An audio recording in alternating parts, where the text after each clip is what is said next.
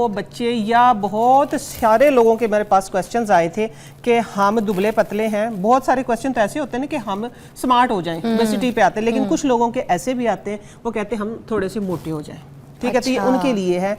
जो देसी शक्कर है ना, देसी शक्कर दूध में मैंने पकाई है, मीठा दूध। अच्छा, ठीक है, शक्कर वाला मीठा दूध। पहले शक्कर को पकाया दूध में आपने? शक्कर में पकाया, हाँ जी, दूध गर्म किया, उसमें सारी शक्कर डाल दी ना। ओके, वो ठीक है। हाँ। जब वो हो गया 40 टेम्परेचर तक आ गया कि आपकी उंगली बर्दाश्त कर रही है, तो फिर आपने उसकी दही जमा देनी। अब आप इस दही को ना बेशक इसी तरह दिखाएं लोगों को और इसको टेस्ट करके देखें। अच्छा, हाँ, ये कुंडे वाली दही है, आपने इसी तरीके से जमानी। इसके फायदे आप इसको टेस्ट करें। मैं साथ साथ आप लोगों को बता देती हूँ कि जो मोटा होना चाहते हैं, ठीक है, जो अपनी सेहत अच्छी करना चाहते हैं, जो अपनी स्किन अच्छी करना चाहते हैं, जिनके बच्चे कमजोर हैं या जो खुद कमजोर है, क्या दही है।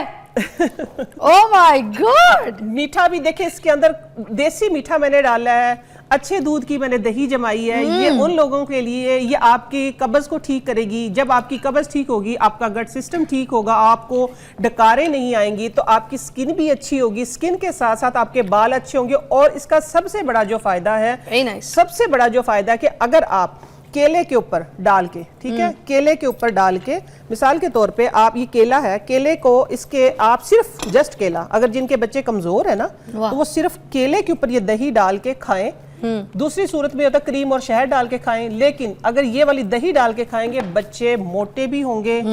खास तौर पे जो बच्चे कमजोर होते हैं ना, पतले होते हैं, वो बच्चे मोटे भी होंगे। उनका टेस्ट डेवलप करें। या जो बंदे खुद कमजोर होते हैं, जो कहते हैं कि हमें हमारे से उठ के चला नहीं जाता है, ठीक है, एक अजीब सी वीकनेस फील होती है, मैं कहती हूँ ये दही खाना शुरू कर दे, इंशाल्लाह देखते देखते आप लोगों में ऐसी एनर्जी आएगी। केले के साथ खाएंगे तो डबल हो जाएगा। ग्रोसरी कितनी अच्छी तरीके से मैं ट्रिक बता रही है नईमा जी, और कुछ चीज़ें जो मुझे अभी ब्रेक में दिखा रही थी, वो एक बार टेबल को देखिएगा, ये इधर टेबल पे क्लोज देखिए, ये जो शॉपर्स बनी है, नईमा जी कह रही थी कि इन शॉपर्स में अगर हम राशन लेकर आते हैं तो उसमें कोई शर्म की बात नहीं है। ज़रा बताइएगा इसके बारे में। हाँ, इसके बारे में मैं ये बताना चाहूँगी कि देखिए, जब हम जाते हैं किसी भी मार्ट में जाते हैं, किसी शॉपिंग मॉल में जाते हैं, वहाँ पे उन्होंने जो चीज़ें लगा के रखी हो, तकरीबन वो आपकी जो होती हैं 100 ग्राम, आपको ज़रूरत है 50 ग्राम की। वहाँ पे आप गए हैं तो आपने वो पैकेट जितना बना है ना, आपने उतना ही उठाना है। दालें हैं, लेट से दालों की अगर मैं बात एग्जाम्पल दे रही हूँ मैं आपको एक, कि दाल आधा किलो से कम वहाँ पे नहीं होता, क्योंकि मैं भी गई हूँ, जगह जगह गई हूँ, देखा है कि आधा किलो या 1 किलो की पैकिंग होती। पाव की पैकिंग अभी तक किसी की नहीं है। अब मुझे जरूरत है 1 पाव की, ठीक है, आपने आधा किलो दाल उठा ली है, कि आपने वही दाल खानी या 1 किलो। मिसाल के तौर पर मेरे घर में वो सामने देखिए मसर रखे हुए हैं, मेरे बच्चे चावल मसर खाते हैं शौक से, तो मुझे पता है कि मसर मैंने 1 किलो ही लेने हैं। वहां से जहां से मैं ले रही हूँ ना, वहां पे मैं टैक्स भी पे कर रही हूँ। जो उन्होंने बड़े बड़े वो सजाए हुए हैं शॉप्स हमारे लिए सहूलत दी, तो उन्होंने अपने खर्चे भी तो वहीं से निकालने हैं ना। एसी जो चल रहे हैं, जो चल रहे हैं, जो आपको ट्रॉलियां दी हुई, स्टाफ के यूनिफॉर्म्स हैं, सब कुछ सारे खर्चे वहीं से निकाल लें। तो मैं जाके 1 किलो मैंने ले लिए मसर। अब जो मैंने दालें बनानी है, वहां से मैं ½ kg उठा लेती हूँ मूंग की दाल। वो तो पूरे महीने में नहीं ना पकनी। अब मुझे जरूरत है 1 महीने में 2 दफा दाल पकती, 3 दफा पकती। आप करियाना स्टोर पे जाके 100 रुपए की दाल भी मांगेंगे ना, तो आपको 100 की भी देगा। 50 की मांगे, वो 50 की भी देगा। आपने लिए था 100 की? हाँ, 100 की, 50 की। ये देखें लिस्ट है मेरे पास। मैंने मिर्चें जो ली है मैं आपको दिखा देती हूँ। ये मैं आप लोगों को खास तौर पर देखें, ये पैकेट में ये पाव दाल है, ठीक है। अच्छा। हाँ, ये आध पाव दाल है। अच्छा, इस तरह लिया है? हाँ, मैंने इस तरह लिया। अभी देखें ना, मिक्स करके ये 4 दफा बन जाएगी, क्योंकि मेरे घर में, क्योंकि मैं ये असल में प्लांट बेस्ड जो प्रोटीन है ना वो है, तो ये प्रोटीन बच्चों को चाहिए, ठीक है ना। साथ में ये देखें, ये काले चने, ये आधा किलो लिए मैंने। गरम मसाले की पुड़िया देख लें आप, ये 100 रुपए का गरम मसाला, इसके अंदर लिस्ट भी चेक कर लें। मिक्स गरम मसाला ले आप अच्छी शॉप से, जो आपको तसल्ली है कि भाई हाँ ये इसकी साफ सुथरा मसाला है, उधर से ले। ये सौंफ है, ये इस छोटा सा पैकेट आप इसका देख लें, ये 100 रुपए की इलायची है। देखिए, वहां पे जाते हम, इलायची 200 से 225 से 220 का मैंने देखा था आखिरी। उसके अंदर थी भी कितनी, 22-23 इलायचियां थी। ये देखे ना, मैंने ये ली है 100 रुपए की इलायची है। जीरा इतना महंगा हो रहा है। जीरा इतना महंगा, क्योंकि जीरा देखे ना, मेरे घर में जीरा जो है वो थोड़ा सा ज्यादा इस्तेमाल होता है, तो जीरा इसलिए मैं थोड़ा सा ज्यादा लेती हूँ, क्योंकि मैं अपनी प्रोडक्ट में भी यूज करती हूँ और डिफरेंट जगह पे।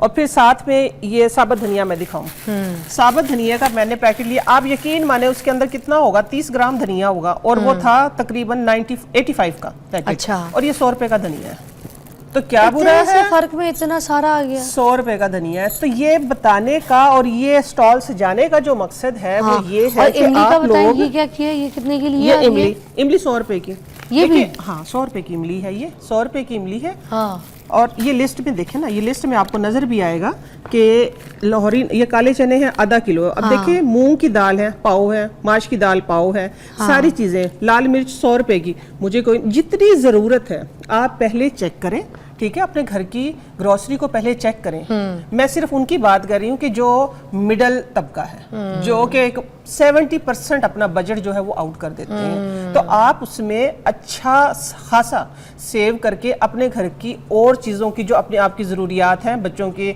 आजकल स्कूलों के खर्चे इतने हैं, आजकल जिनका एक कमाने वाला है वो तो देखिए डेली वेजेस भी जो है वो तो डेली खरीद लाते हैं चीजें, लेकिन जिन्होंने एक टाइम पे खरीदना है वो ज्यादा से ज्यादा 10 से 12 हज़ार अच्छा में अपना नहीं बजट जी, पूरा देखें घरों में आप जाएं लोगों के तो चीज़ों में सुसरियाँ पड़ रही हैं।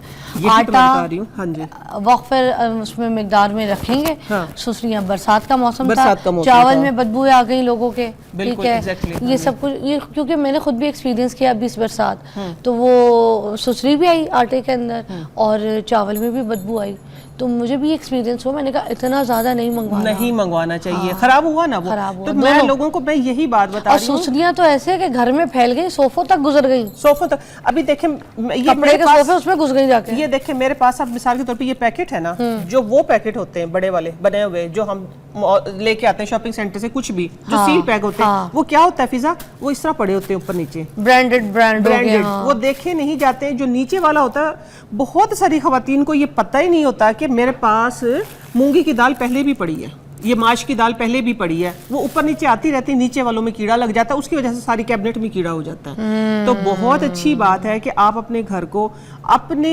बजट के हिसाब से चलाएं, कम खर्च बालानशी। देखिए ये एक औरत होती है, बिल्कुल आपकी बात सही। और कभी कभी जैसे कोई मेहमान आ जाए या कुछ पकाने का दिल कर रहा है, तो आप अपने लिए भी एक पुरानी भूसी हुई दाल निकाल के पका रहे हैं, जो कि आपने रखा हुआ था स्टॉक में लाके रखा हुआ था। स्टॉक।